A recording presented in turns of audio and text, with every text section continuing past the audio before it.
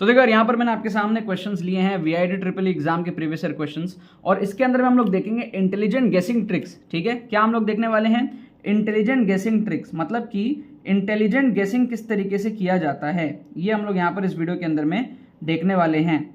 ठीक है, इंटेलिजेंट गेसिंग ट्रिक्स। ठीक है ना। तो वीआईटी के एग्जाम में क्या होता है ना, हमारे पास में नेगेटिव मार्किंग नहीं होती है। तो नेगेटिव मार्किंग नहीं होने की वजह से क्या होता है, जितने क्वेश्चंस आपसे एग्जाम में सॉल्व होते हैं उतने आप सॉल्व करते हो, बाकी क्वेश्चंस में आप तुक्के मारते हो।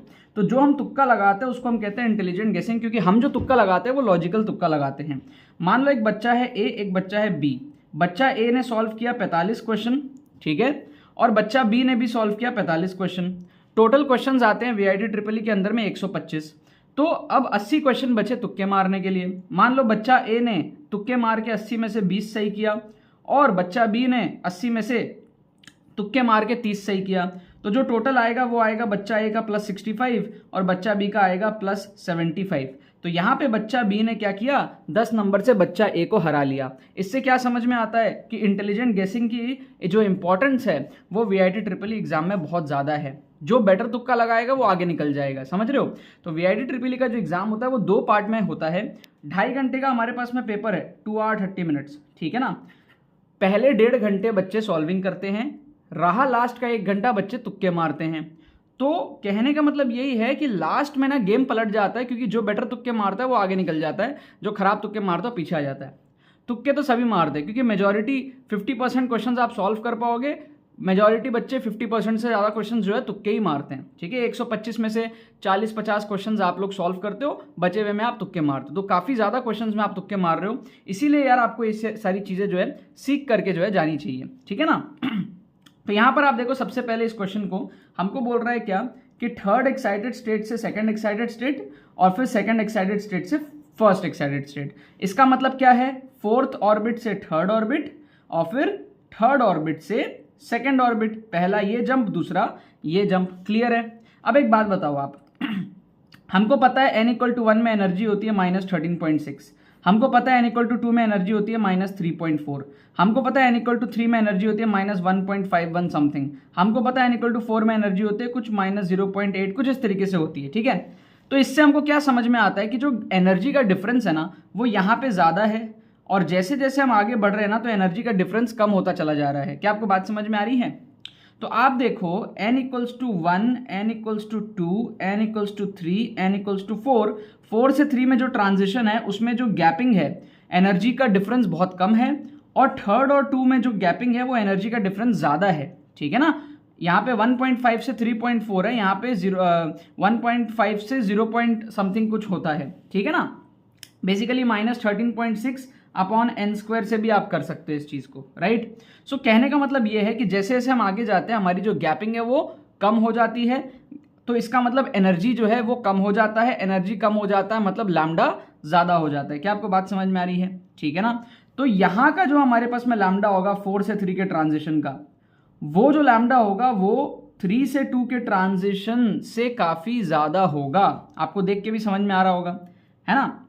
जैसे देखो, अगर आप -13.6 अपॉन आप 2² डालोगे तो -3.4 आएगा, आप 3² डालोगे तो -1.5 समथिंग आएगा, अगर आप 4² डाल दोगे तो 1 से भी छोटी वैल्यू हो जाएगी। ठीक है ना, 0.8 समथिंग। अब अगर आप गैपिंग देखोगे तो यहाँ पे जो गैपिंग है वो छोटी है, 0.8 या जो भी आएगा उसकी 1.5 से गैपिंग छोटी है, लेकिन 1.5 और 3.4 के बीच की गैपिंग बड़ी है, आप देख सकते हो। ठीक है ना। लगभग आप देखोगे 4-5 गुना आपको बड़ी गैपिंग दिखेगी। इसके बीच की गैपिंग लगभग 2 के बराबर है, और इसके बीच की गैपिंग हमारे पास में जो है 0.6 0.7 इसके आसपास में हमारे पास में होगा रफली। ठीक है। तो आप देखो कि जो रेशियो आएगा वो काफ़ी बड़ा आएगा। तो 7/5 क्या है, छोटा रेशियो है, और 27/20 भी क्या है, छोटा रेशियो है। 27/5 बड़ा रेशियो है, 20/7 बड़ा रेशियो। तो आप सी और डी में से तुक्का लगाओगे। तो इंटेलिजेंट गेसिंग में आपको सिखा रहा हूँ, क्या आपको बात समझ में आ रहा है? इंटेलिजेंट गेसिंग अगर आप सॉल्व करना नहीं भी जानते हो या फिर टाइम कम हो रहा है किसी वजह से, इंटेलिजेंट गेसिंग करना है। तो कहने का मतलब यही था कि 4 और 3 के बीच में ना जो एनर्जी की गैपिंग थी वो काफ़ी कम थी, इसके वजह से जो लैम्डा था वो काफ़ी बड़ा आएगा कंपेयर टू 3 और 2 के बीच की जो गैपिंग जो कि बड़ी है, 3-4 गुना 5 गुना बड़ी है। ठीक है। तो वो हमारे पास में क्या है, उसका जो लैम्डा है वो 3 गुना 4 गुना छोटा आएगा। एक रफ अंदाज हम लोग यहाँ पर जो है कह सकते हैं, जिसके बेस पे हमने 2 ऑप्शन में से हमको तुक्का लगाना है, राइट। फिर आ जाओ सेकंड क्वेश्चन में, हमको पूछ रहा है ratio of radius of the first 3 Bohr orbit. Simple सी बात है ना, पहला ऑर्बिट जो होगा वो छोटा होगा कंपेयर टू दूसरा ऑर्बिट, कंपेयर टू तीसरा ऑर्बिट। ये तो एकदम कॉमन सेंस वाली बात है, राइट। तो आंसर ऐसा फ्रैक्शन में तो हो नहीं सकता 1 1/2 1/3। इसका तो मतलब ये है कि हमारा जो है रेडियस कम हो रहा है आगे जाने से, ये तो पॉसिबल ही नहीं है ना, ठीक है। और हमारा सिक्स सेंस क्या कहता है, इतना सिंपल केस भी पॉसिबल नहीं है, 1 2 3 4 ऐसे सिंपल केस भी पॉसिबल नहीं है, ठीक है ना। इतना सिंपल थोड़ी होगा, ये 1 है तो ये 2 है ये 3, इतना सिंपल भी नहीं होगा, ठीक है। इतना सिंपल होता तो हमें आता ही होता, क्या बोलते हो, ठीक है। तो इंटेलिजेंट गेसिंग के बेस में हम क्या कह सकते हैं, इन दोनों में से हम तुक्का लगा सकते हैं। वैसे तो n²/z के प्रोपोर्शनल होता है, r जो होता है ना वो n²/z के प्रोपोर्शनल होता है, ठीक है, 0.53 एंगस्ट्रॉम बोर्स रेडियस जिसको अपन बोलते हैं। लेकिन ये जो तुक्का ट्रिक्स है मैं उन बच्चों के लिए बता रहा हूँ ना जो पढ़ाई में उतने ज़्यादा अच्छे नहीं हैं, लेकिन वो भी तुक्का तो मारेंगे ना यार, इंटेलिजेंट गेसिंग तो करेंगे ना यार, तो कम से कम वो इसको ना मार्क कर दें, वो इसको ना मार्क कर दे। थोड़ा फील करो, आप लोग फील करो, 1 2 3 इतना सिंपल केस नहीं होगा, ठीक है। आगे बढ़ने पे रेडियस कम नहीं होगी तो ऑप्शन ए भी नहीं होगा, सी और डी में से आप यहाँ पे तुक्का मार सकते हो, राइट।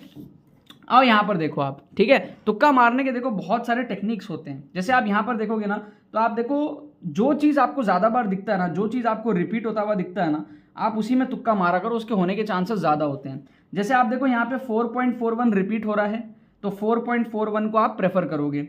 आप देखो माइनस साइन 2 बार आ रहा है जो कि जनरली आता नहीं है, तो आप माइनस साइन को प्रेफर करोगे। फिर आप देखोगे कि जो पावर में -17 है वो 2 बार आ रहा है, तो आप 10 का पावर -17 को प्रेफर करोगे।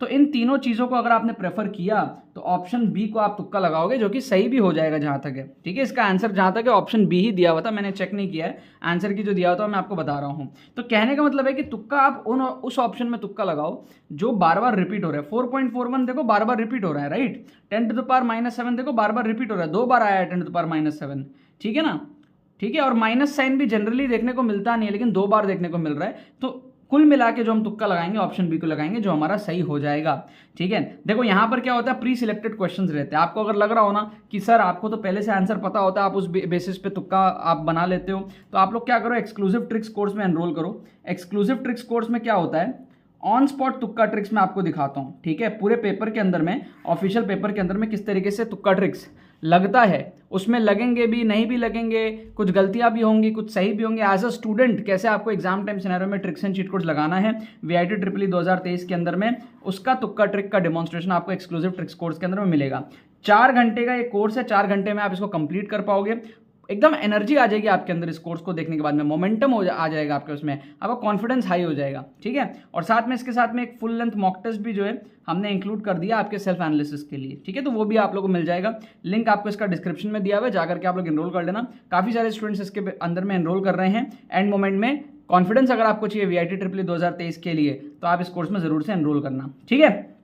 अब आ जाओ लास्ट क्वेश्चन और देख लो। यहाँ पर इंटेलिजेंट गेसिंग के अंदर में क्या होता है, हम ना लंबे ऑप्शन को मार्क करते हैं। कभी भी आपको लंबा ऑप्शन दिख जाए ना तो आप उसको मार्क किया करो। पहला ऑप्शन क्या है, छोटा है काट दो। दूसरा ऑप्शन क्या है, छोटा है काट दो। तीसरा ऑप्शन क्या है, छोटा है काट दो। चौथा ऑप्शन देखो कितना लंबा है, इतना लंबा ऑप्शन है। तो कभी भी आपको 2-3 ऑप्शन छोटे दिखे और एक ऑप्शन आपको बड़ा दिखे तो आप बड़े ऑप्शन में मार्क किया करो। क्यों? क्योंकि बड़ा ऑप्शन जो है ना वो कई बार आंसर निकलता है, ठीक है। लंबा ऑप्शन क्या होता है ना, टीचर की मजबूरी होती है। टीचर ने अगर 3 ऑप्शन छोटे दिए, वो चौथा भी छोटा दे सकता था, लेकिन कभी कभी लंबे स्टेटमेंट्स वो टीचर को देना ही पड़ता है क्योंकि वही करेक्ट आंसर होता है। तो अगर आपको तुक्का लगाना है स्टेटमेंट्स वाले क्वेश्चंस में तो मोस्ट प्रेफर्ड तुक्का इज द लंबा ऑप्शन, ठीक है। मैं ये नहीं कह रहा कि जो तुक्का ट्रिक्स है, जो इंटेलिजेंट गेसिंग में आपको बता रहा हूँ उसकी 100% गारंटी हर क्वेश्चन सही होगा, नहीं, मेरा कहने का मतलब वो नहीं है। लेकिन मेरा कहने का मतलब ये है कि अगर एक नॉर्मल बच्चा 80 क्वेश्चन में से 20 तुक्के सही करेगा तो आप जो मेरे वीडियोस देख करके जाओगे आप 80 में से 30 सही करोगे। मेरा कहने का मतलब यही है। तो जो बच्चा 45 क्वेश्चन सॉल्व कर रहा है, आप भी 45 क्वेश्चन सॉल्व कर रहे हो, बचे हुए 80 क्वेश्चन में आप दोनों तुक्के मार रहे हो, लेकिन आपके फाइनल स्कोर में और उसके फाइनल स्कोर में जमीन आसमान का फर्क होगा। ये मेरा मकसद है। आप जब एडमिशन लोगे, आप बेटर ब्रांच में लोगे, कम फीस के अंदर में लोगे, अच्छे कैटेगरी के अंदर में 1-2 कैटेगरी के अंदर में आप अगर एडमिशन लेते हो तो आपकी फीस भी काफी ज्यादा कम लगती है, ठीक है। तो कुल मिला के बात यही थी। फ्री प्लेलिस्ट का लिंक भी आपको डिस्क्रिप्शन में मिलेगा और एक्सक्लूसिव ट्रिक्स कोर्स का भी लिंक आपको जो है डिस्क्रिप्शन में मिलेगा। सभी जाकर के इसके अंदर में एनरोल कर लेना। VIT EEE का एग्जाम अब बहुत ज्यादा देर हमारे पास में नहीं है। आपको एंड मोमेंट में जो है फटाफट से अच्छा करके आपको एग्जाम के अंदर में जो है अपनी अच्छी सीट जो है पक्की करनी है, ठीक है ना यार। बाकी तो बस यही बात है।